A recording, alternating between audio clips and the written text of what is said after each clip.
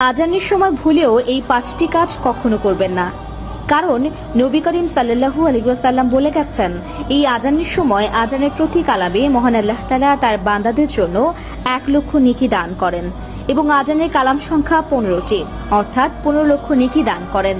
তাই যদি আজানের সময় আপনি জেনে বা না জেনে যেভাবেই হোক এই কাজগুলো করতে থাকেন, তাহলে আপনার জীবনে নেমে আসতে পারে বড় ধরনের যে কোনো প্রতিবন্ধকতা।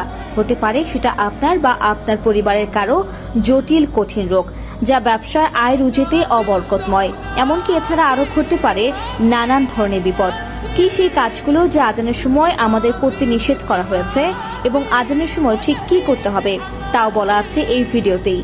সেটা জানতে হলে দেখতে হবে পুরো ভিডিওটি শুরু করার আগে আমি আপনাদের কাছে ছোট্ট একটি প্রশ্ন করতে চাই যে আপনার এলাকায় বা মহল্লায় বা শহর অঞ্চলে যখন আজানের ধ্বনি চারদিকে মেতে ওঠে তখন আপনার মনের মধ্যে কেমন অনুভব হয়?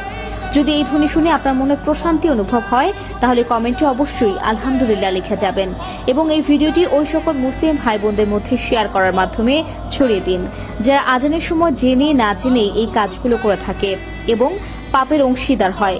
তো চলুন ভিডিওটি শুরু করা যাক।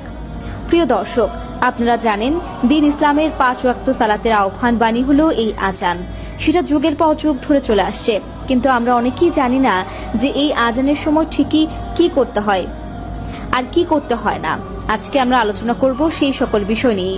তো আজানের সময় সর্বপ্রথম যে কাজটি করা যাবে না সেটি হলো আপনি যত ইম্পর্টেন্ট আলাপের মধ্যেই থাকুক না কেন, যখন আপনার এলাকার মসজিদের মাইকে আজানের ধ্বনি উচ্চারিত হবে তখন আপনাকে অবশ্যই চুপ করে সেই ধ্বনি শুনতে হবে এবং তার উত্তর দিতে হবে।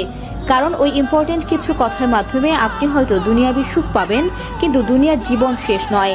আজান শোনার মাধ্যমে আপনার সুখ আসবে পরকালের জীবনেও। দ্বিতীয় নম্বর কাজটি হচ্ছে আজানের সময় কাউকে সালাম দেওয়া বা উত্তর না দেওয়া।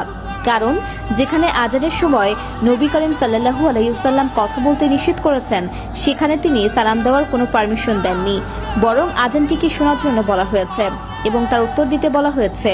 তৃতীয় কাজটি হচ্ছে যদি কেউ আজানের সময় বা তার আগে থেকে কোরআন তিলাওয়াত করে এবং তিলাওয়াতের মাঝামাঝি তার কানে আজানের ধ্বনি ভেসে আসে, তবে তৎক্ষণাৎ তাকে কোরআন পড়া বন্ধ করে সেই আজানটিকে শুনতে হবে এবং তার উত্তর দিতে হবে।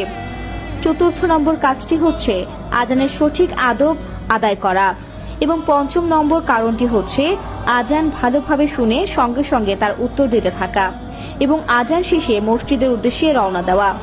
আল্লাহ তাআলা আমাদের সবাইকে বোঝার তৌফিক দান করুন, আমিন। তা দর্শক, আজ এ পর্যন্তই। আবার আসবো নতুন নতুন সব তথ্য নিয়ে। সে পর্যন্ত সবাই ভালো থাকুন, সুস্থ থাকুন। এতক্ষণ 24 ঘন্টা নিউজের সাথে থাকার জন্য আপনাকে ধন্যবাদ।